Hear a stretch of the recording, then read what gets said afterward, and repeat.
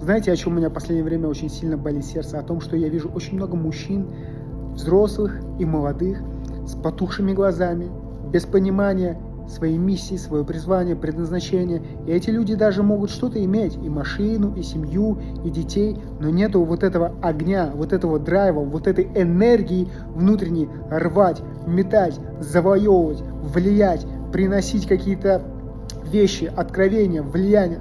Потому что мужчины так созданы. На самом деле, быть царем, быть священником и влиять в этом мире. На что часто я вижу?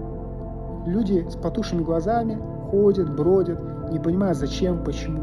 Но я верю, что у Бога для каждого человека есть своя миссия, призвание, предназначение и глубокий вопрос «Зачем?». Поэтому задай сегодня себе вопрос, есть ли у меня то, ради чего я готов рвать, метать и заряженно двигаться по этой земле.